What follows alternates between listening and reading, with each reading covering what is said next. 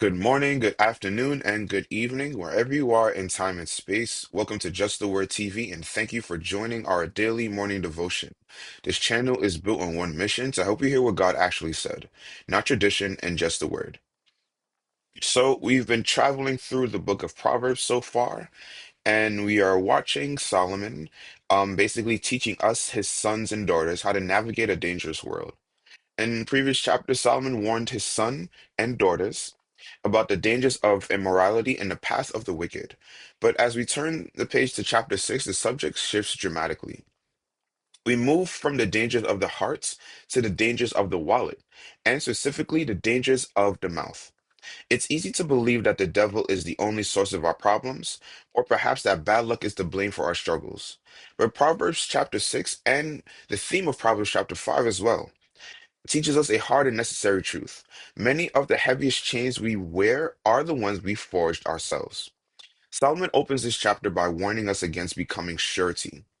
In ancient times, this was a specific legal and financial term, but the principle behind it touches every part of our lives today.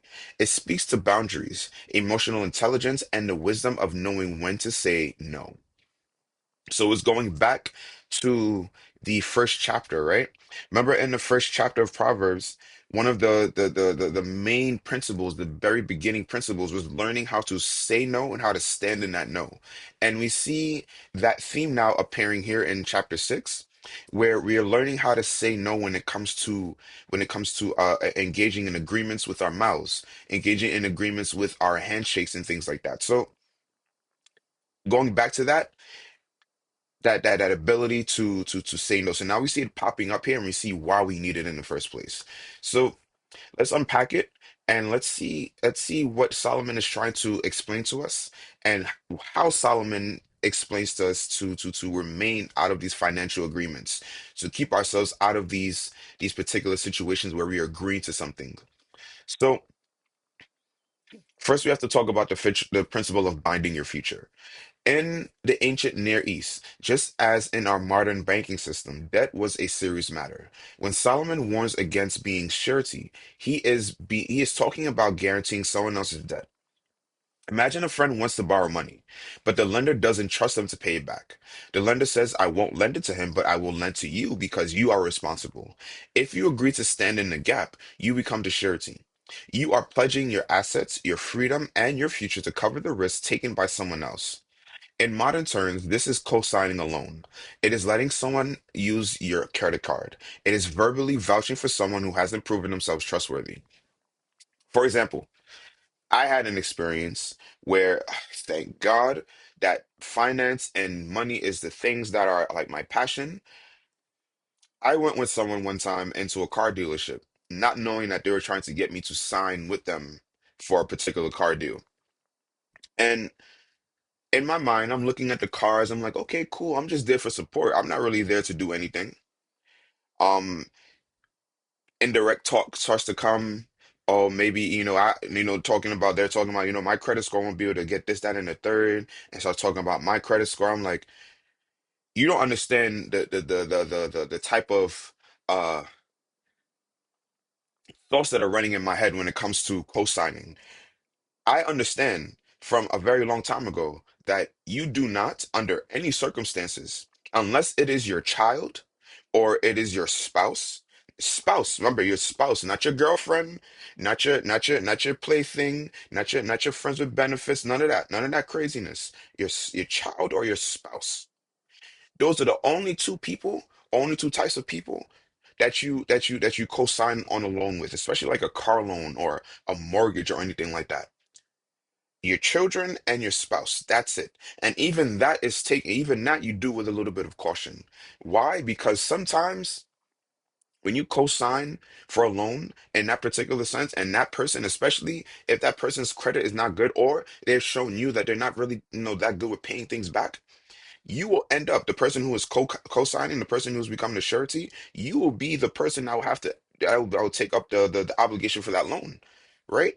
The minute that person decides that they're not going to pay anymore, and usually that's exactly what happens. They decide that, you know what, I'm not going to pay anymore because at the end of the day, the payment is going to be on you, the surety. You're the person that is going to that is co-signing, the co-signer, it is on you. You have to make sure that if they don't pay, you're going to pay. And if you don't pay, their credit's not going to get messed up. Your credit's going to get messed up. So this, again, we're going to keep going more and more into it. If anything like that should come across your way, this is not financial advice. This is just me just saying if someone is asking you to co-sign on a loan, don't do it. Unless it is your spouse, unless it is your children, don't do it. Let's continue. So, spiritually and emotionally, becoming surety means taking responsibility for someone else's choices. It's binding your peace of mind to someone else's chaos. It's saying, I will fix the mess you are creating. Solomon warns us that this is not an act of love, this is a trap. So, let's look at verse by verse, right? So, verse 1, my son, if thou be surety for thy friend, if thou hast stricken thy hand with a stranger. So let's look at the two groups that Solomon is talking about here. He's talking about a friend and a stranger. It's easy to refuse a stranger. If a random person on the street asks you to co-sign a car loan, you will walk away laughing. But Solomon warns us about the friend. This is where the temptation lies. Emotional pressure makes us foolish finan emotional pressures makes us make foolish financial decisions. We want to be the hero. We want to be helpful. We love the person, so we assume their request is safe. Don't be the hero. Do not be the hero. Do you know what happens to the hero? The hero goes into particular things. Watch, you want to know what a hero does? Watch anime. Watch anime. And when you look at what the hero has to sacrifice in order to be the hero, you will understand that sometimes you don't need to be the hero. We are not in an anime. We are not in a cartoon. We are not in a drama series. This is real life. So we don't need to be that hero. The phrase stricken thy hand refers to the ancient custom of the handshake. It was the sealing of a contract. In that moment, the deal feels good. There is usually gratitude and optimism. Everyone assumes the best case scenario. They will pay the loan. I will never have to pay a dime, and I've helped a friend. But wisdom looks at the worst case scenario. Wisdom asks, if this goes wrong, can I afford to lose this money? Can I afford to lose this friendship? If you strike hands without counting the cost, you have just gambled your future on someone else's behavior. And why are you going to look at worst case scenario, right? You have to make sure that if things should go wrong, can you afford to lose what it is that you're investing into this particular situation, right? Um, Big example. When you're again, this is not financial advice. When you're looking at stock investments, when you're looking at trading, whatever it might be, right? Before you enter a particular position, you want to make sure and you want to look at the downside. You want to look at the worst case scenario for that particular position. Why you want to look at that? Because you need to see what happens if this position goes to the worst case scenario. How much money am I going to lose? Am I going to lose all of my money? Am I going to lose part of my money? And depending on how much you're going to lose, are you okay with that? There's a particular calculation called VAR, right? Or CVAR, conditional VAR. And those particular metrics, what it does is in a financial perspective, in a financial scope, it looks at how much you are potentially going to lose, right? That's VAR. How much are you going to potentially going to lose with this particular investment? And conditional VAR looks at how much you stand to lose in terms of how much you stand to lose over time in that particular sense. So VAR looks at the amount, and VAR looks at the percentage in that particular sense. CVAR looks at the percentage. So all that to say this, right? Statistical measurements to look at this particular sense. If you're not looking at what you stand to lose, and you're not looking at if you can possibly, if you're okay with losing this particular amount of money, you are right. You're going into that particular investment kind of blind. You're going into that particular investment without taking into consideration the risk that is involved. The same thing applies with the car loan. The same thing applies with the co-signing that Solomon is talking about here.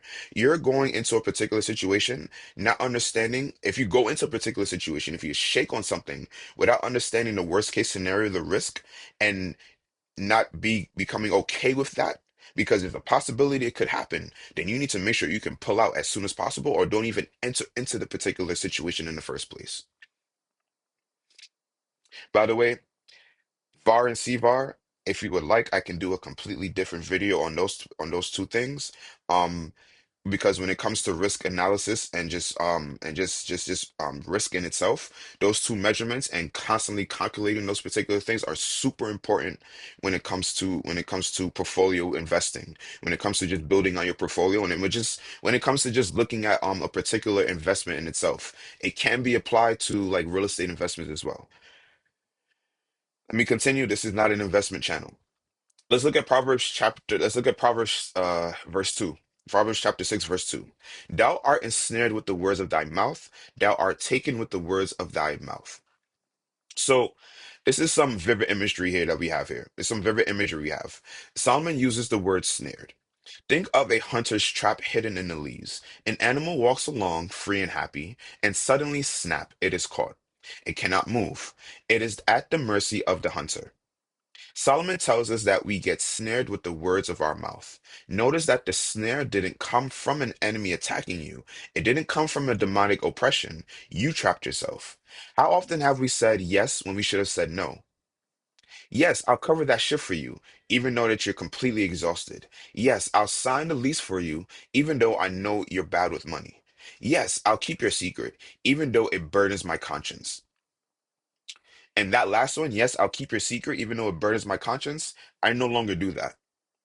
Some people before in my, I want to say with old Justin used to tell me some things that, oh my God, why would you even do that in the first place?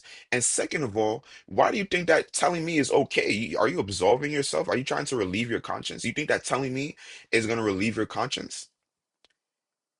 Don't tell me no foolishness. The moment those words leave your mouth, the trap snaps shut. You are no longer free. Your sleep is now dependent on whether they pay the bill. Your peace is now dependent on whether they act right. You have handed the keys of your life to someone else. And now the solution is given in verse 3. Do this now, my son, and deliver thyself. When thou art come into the hand of thy friend, go, humble thyself and make sure thy friend. If you realize you're in a trap, what should you do? Wait and hope it gets better? No, Solomon shouts, do this now. The instruction here is very straightforward. Humble thyself. Why do we need humility to get out of a bad agreement? Because it is embarrassing to admit we made a mistake. It is awkward to go back to a friend and say, I spoke too soon. I cannot co sign this. I cannot support this. I need to remove my name from this. Our pride wants to keep the image of being the savior or the provider. But Solomon says, kill your pride to save your life. The King James phrase, make sure thy friend, can be translated as plead with your friend or pester your neighbor. It means you don't just ask politely once, you insist. You press the issue until you are released from the obligation. You admit your limitations and get out of the danger zone. And then in verse 4, it puts some urgency on it. Do not give sleep to thine eyes, nor slumber to thy eyelids. Procrastination is the enemy of deliverance. When we are in financial or relational mess, our tendency is to avoid it. We don't open the mail. We don't answer the phone. We think, I'll deal with this next week. Solomon says, do not sleep. Why? Because debt compounds. Resentment grows. The longer you stay in the trap, the harder it is to open the jaws. If you have entangled yourself in a situation that threatens your family's stability, you treat it like an emergency. You don't rest until you've resolved the issue.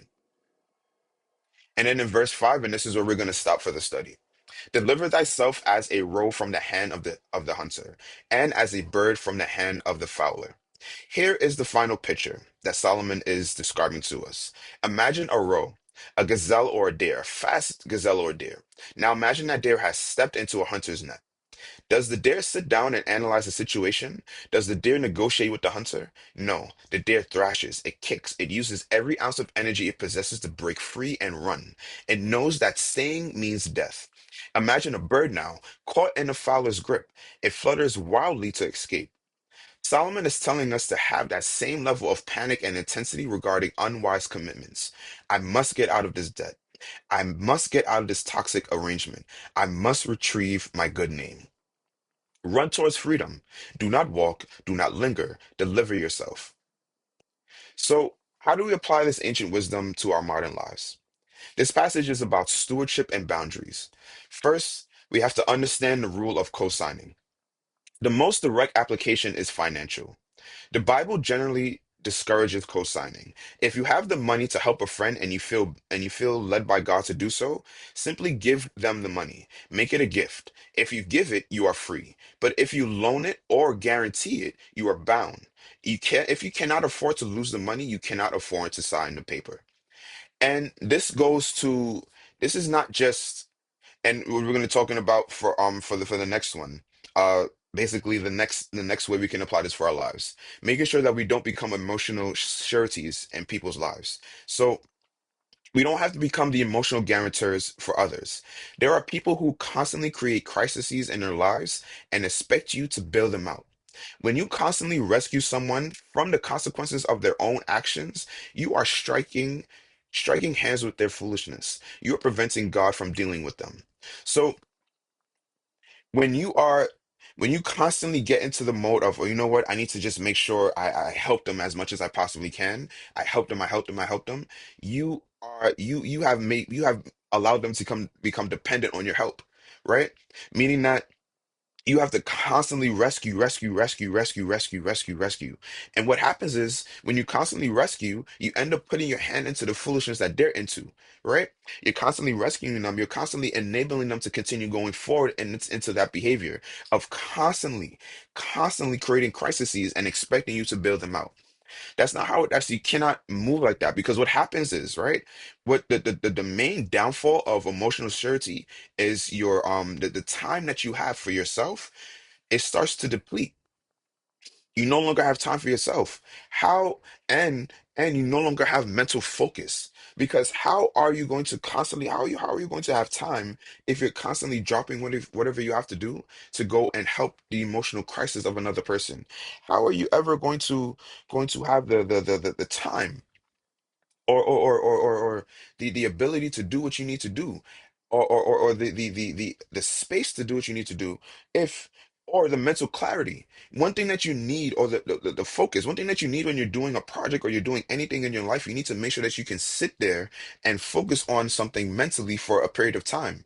How are you going to mentally focus on what it is that you need to get done if you're constantly jumping at the first sign of an emotional crisis someone gives you? you can't you can't build yourself that way. You're constantly going to be in a state of a mental, you're going to be pulled mentally in all different directions, and you'll find yourself in a position where you can't even focus on what you're focusing on because you don't know when the next mental or emotional crisis from this person is going to come up. You don't know what to expect. You don't know when it's going to come up. You don't know when you'll have to stop focusing on what you're focusing on to go and focus on helping their emotional crisis. So be careful because what end up happening is you think that you're helping, but your time is being robbed. You go back to what you're doing and you're drained mentally, you're drained emotionally, and sometimes you're even drained physically. Be very careful with this emotional surety. And it leads into this power of no. We often think that saying yes is the Christian thing to do. We think yes is love, but sometimes no is the most loving word you can speak. No, I cannot take that on. No, that is outside my boundaries. No, I cannot enable that behavior. Refusing to be snared protects your ability to serve God. If you are drowning in someone else's debt or drama, you have no energy left for the assignment God actually gave you. So exactly what I was describing before, the main thing that this emotional surety does, the main thing that happens when you don't say no, and these particular agreements that people want to get you into, there's a loss of self. There's a loss of your mental ability to focus on your own projects. There's a loss of the emotional ability to keep yourself afloat while you're trying to go through these stressful things that are in your project, and you have no mental clarity because you've just finished helping someone with their emotional crisis or their financial crisis, and you're constantly having that on your brain over and over and over again. What no does, right? You might think no is creating chaos, but external chaos is not always chaos as you might perceive it. Just because they might throw a tantrum because you said no means nothing. Right? They may hate you for that short period of time, but think about that long-term peace that you just gave yourself, right? Someone asks you to co-sign on a car loan. and you tell them no.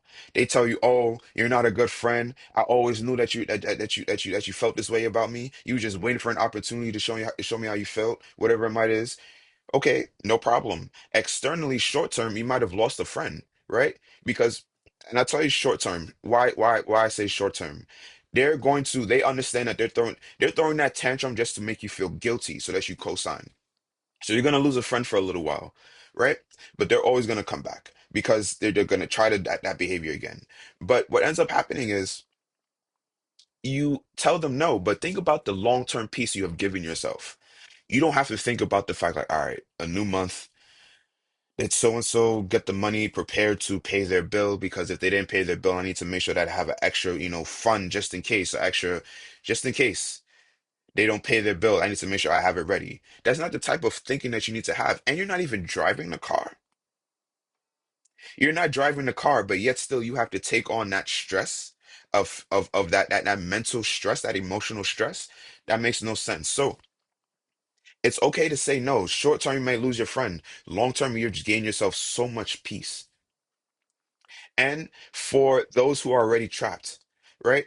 Perhaps you're looking at this devotion, you're seeing this devotion, and you're thinking, all right, well, I understand, and you've given me the awareness to understand that I'm ensnared in something, and it's too late. I'm already caught into it.